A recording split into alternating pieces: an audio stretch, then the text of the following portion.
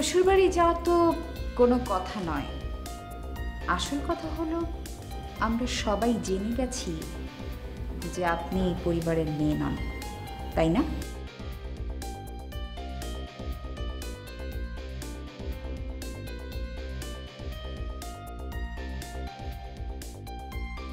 কিন্তু আম্মা তো বলেছেন যে আপনি রশিদ ইমতিয়াজের মেয়ে নন।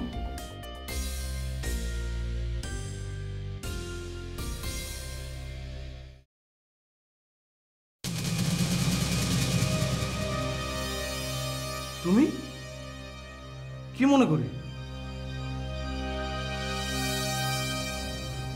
তোমার সাথে আমার কিছু কথা আছে রাহাত। কিন্তু আমার তো নেই, সরি।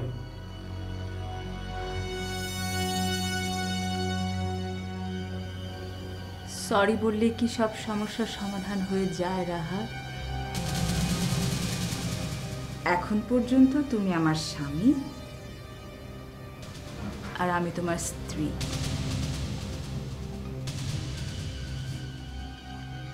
তো তো তুমি আমার সব কথা শুনতে বাধ্য। বাধ্য?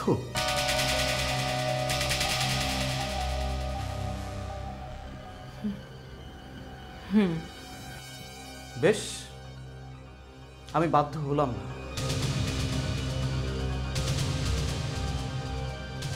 দেখি কি হয়। তুমি এখন আসতে পারো।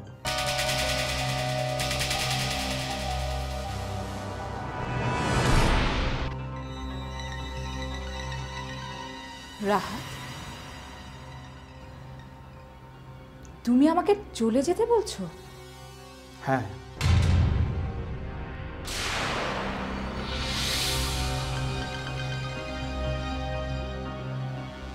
আমি যদি না যাই?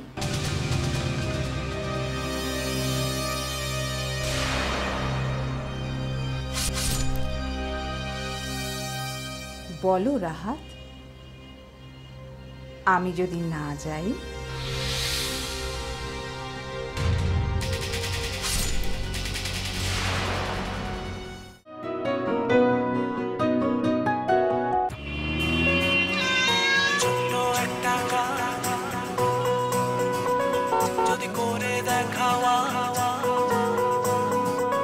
সাথে আসবে সবাই,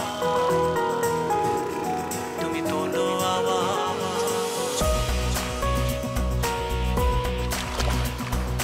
ছোট্ট একটা কাজ যদি করে দেখাও আজ, সাথে আসবে সবাই, তুমি তোলো আওয়াজ। ছোট্ট একটা কাজ যদি করে দেখাও আজ, জেগে উঠবে সবাই, তুমি তোলো আওয়াজ।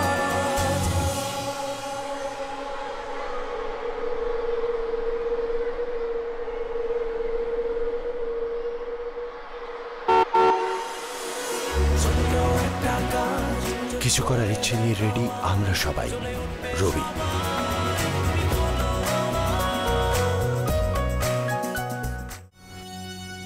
তাহলে আমি এই বাড়ি ছেড়ে চলে যাব।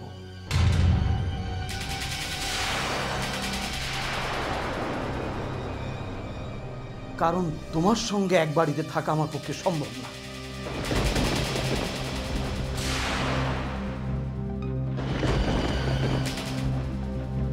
বলো নীলা,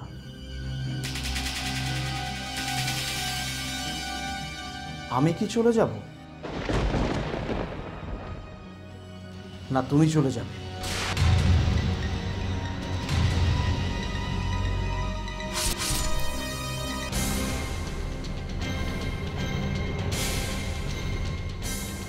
মাফ করবেন বড় ভাইয়া,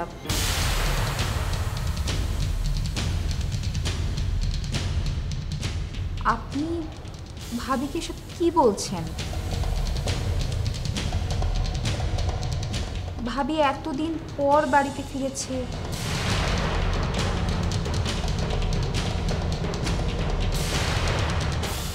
আমি তো ওকে দাওয়াত দিয়ে এখানে নিয়ে আসি।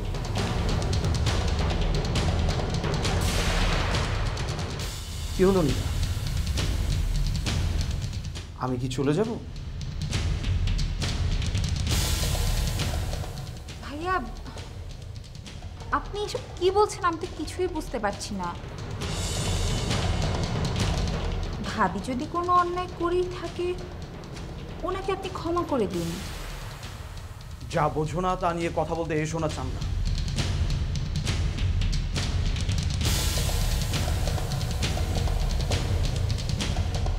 কি হলো নীলা, জবাব দিচ্ছ না যে? আমি কি চলে যাব?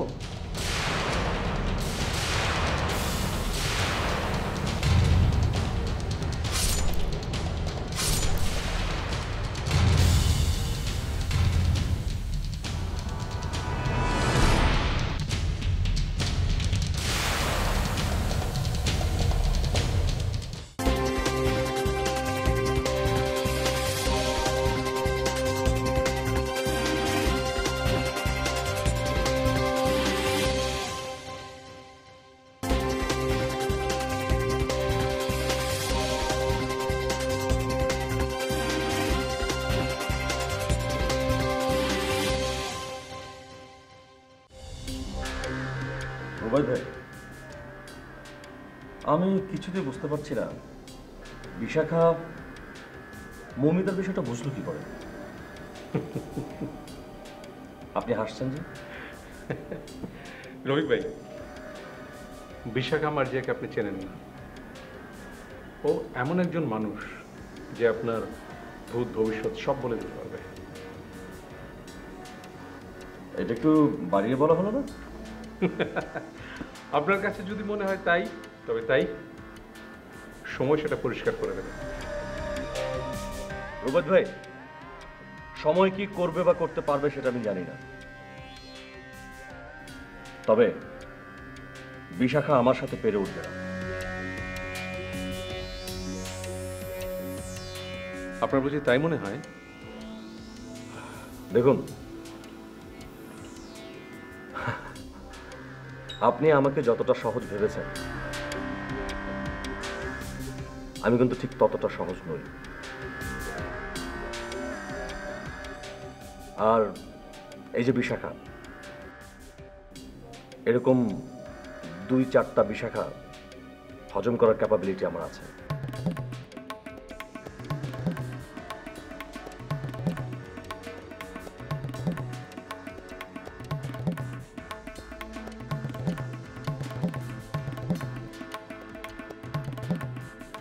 কি রুবাদ ভাই, কিছু ভাবছেন? না, ভাবছি, মানে আপনার কথাই ভাবছিলাম। আপনার যদি হজম করার ক্ষমতা এতই থাকবে, তাহলে আমার পেছনে ঘুরঘুর করছেন কেন?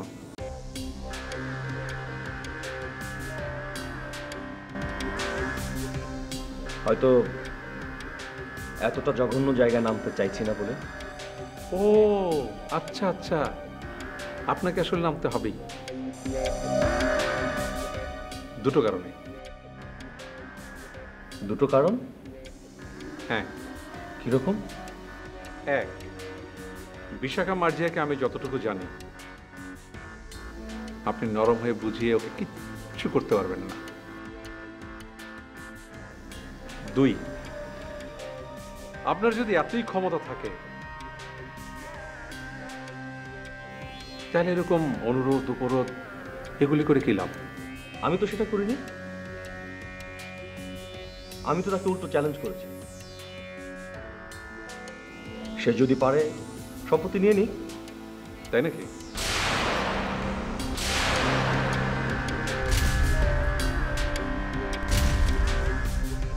আমি আসলে দেখতে চাই সে কি করে। তবে প্রভাত ভাই, আপনি যদি আমার সাথে থাকেন, আমি ওসব কিছু কেয়ার করি না। আমি আছি, আপনি এগিয়ে যান। আজ তাহলে উঠি। ওকে, গুড নাইট।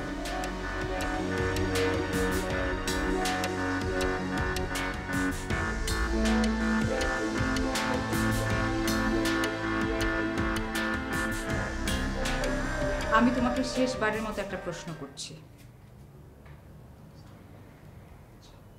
তুমি আমাকে বাড়ি থেকে নিয়ে আলাদা হবে কি না? আমি তোমাকে আগেই বলেছি, আমি আবারও জানতে চাইছি। এক কথা আমি দুবার বলি না। বেশ, তবে আমিও তোমাকে ফাইনালি একটা কথা আবারও বলছি, খুব তাড়াতাড়ি আমি তোমার কাছ থেকে মুক্তি চাই। সে তো আমি অনেক আগেই তোমাকে দিয়ে দিয়েছি। এভাবে না, কাগজে কলমে। কারণ তোমার মতো মানুষের সাথে সংসার করার বিন্দু মাত্র ইচ্ছে আমার আর নেই। নীলা দাঁড়াও।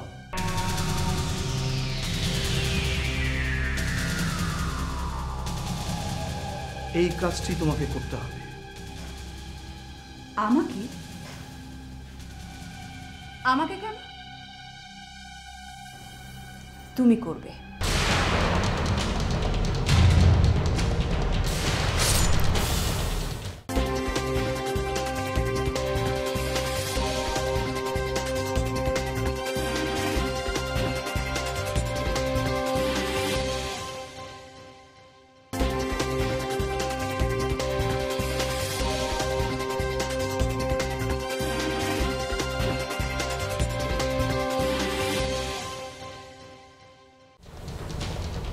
আর তার পরবর্তী ফলটাও তুমিই ভোগ করবে।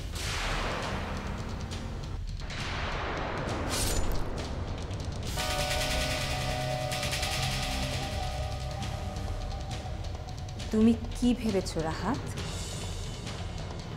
আমি তোমাকে এত সহজেই ছেড়ে দেব? পদে পদে আমি তোমাকে উপযুক্ত শিক্ষা দিয়ে তারপরে ছাড়ব।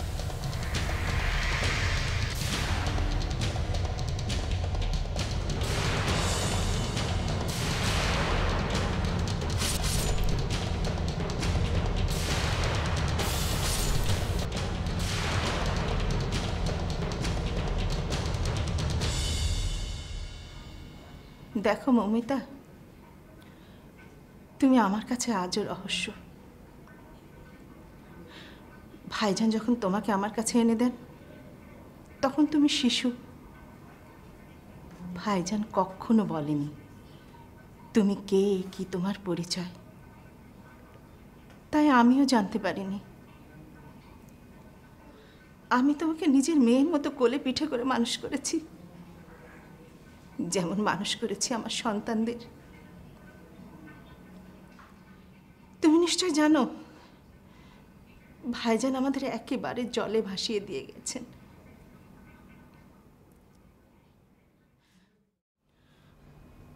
কিন্তু এতগুলো মানুষ আমরা, আমাদেরকে তো বাঁচতে হবে। বিশাখা সব কিছুর মালিক, শুনেছ নিশ্চয়। আর এইসব কারণে রফিকের মাথা গরম হয়ে আছে। সেই জন্য তোমার সাথে খারাপ ব্যবহার করেছে। ও তো তোমাকে ছোট বোনের মতো স্নেহ করে, ভালোবাসে। না, কোনোদিন করে না। যদি তাই করতো তাহলে সে আজকে বেল্ট দিয়ে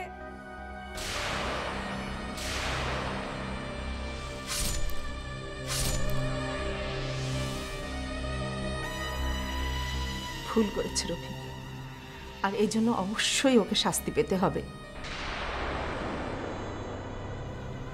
তুমি শুধু আমাকে একটা কথা বলো, বিশাখার সঙ্গে তোমার কি আগে থেকে জানাশোনা? বিষয়টা আমার খুবই জানা দরকার মৌমিতা। বলো মৌমিতা, বলো।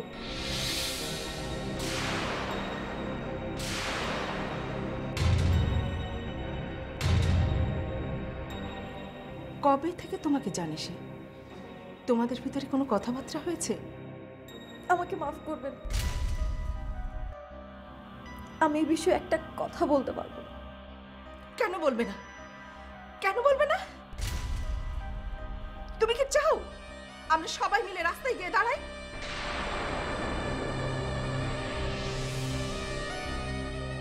অন্তত আমার কথাটা ভাবো। এই বয়সে আমি কোথায় গিয়ে দাঁড়াবো? আমার প্রতি কি তোমার কোনো দায় নেই?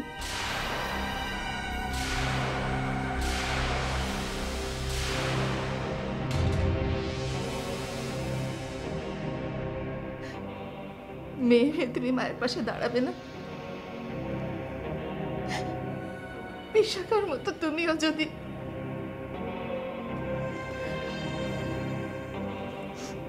মাফ করবেন আমাকে, আমি এই ব্যাপারে কিচ্ছু করতে পারবো না।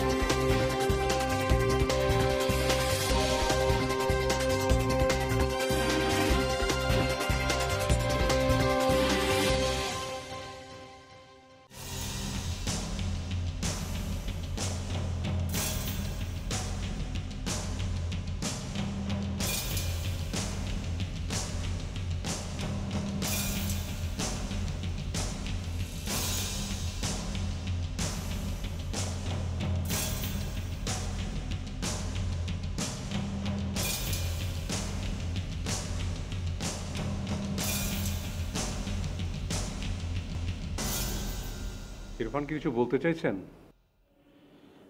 হ্যাঁ, একটা বিষয়। বলুন। আপনার কাছে তো আমি শুধুই একজন ব্রোকার। সেই ব্রোকারির ব্যাপারেই আপনার সাথে একটু কথা বলতে চাই।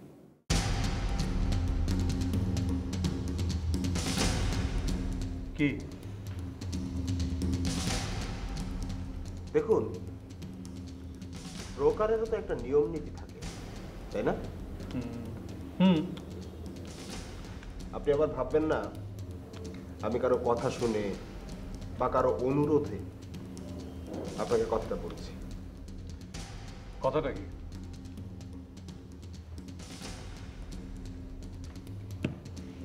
রাহাতের টাকাটা ফেরত দিতে হবে। আমি আপনাকে কথা দিচ্ছি, আরো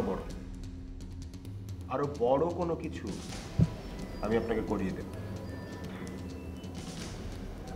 এটা আমার অনুরোধ রুবায়েত।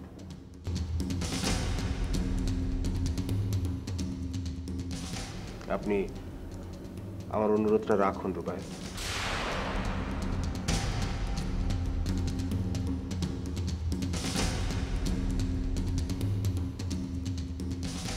প্ল্যানটা কি আপনার? মানে বুঝলাম না। রাহাতকে নিয়ে কি প্ল্যানে এগুচ্ছেন আপনি? এখানে প্ল্যানের কথা আসছে কেন? আপনাকে তো আমি চিনি।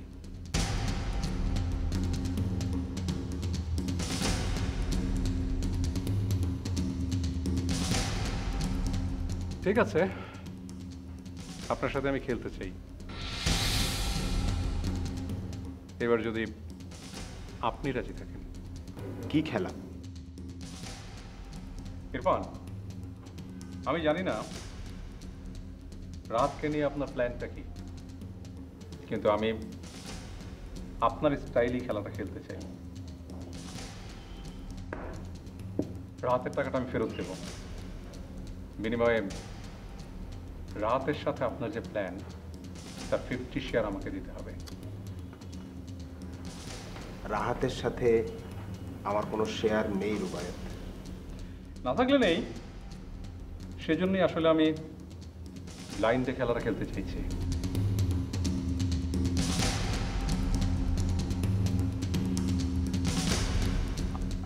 আপনি শুধু শুধু বিষয়টা 50-50।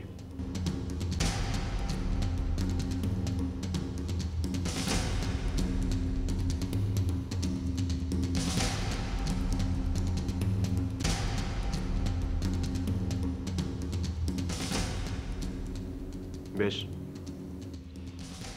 গুড। ইরফান, আপনি তো জানেন আমাকে ফাঁকি দেওয়া এত সহজ না,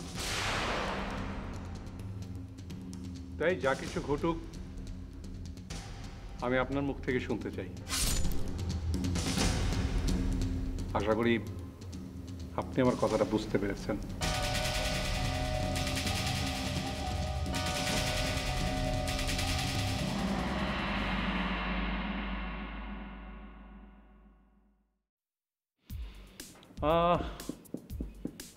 কাজটা যদিও ব্রোকারের মধ্যে পড়ে না, তারপরও এই কাজটা আমি আপনাকে দিতে চাই, কারণ এই কাজগুলি আপনি এখন করছেন।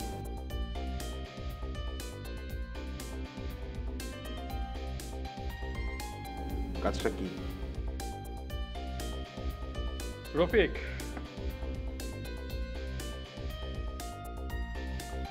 ওর ব্যাপারে কিছু তথ্য আমার চাই। আশা করি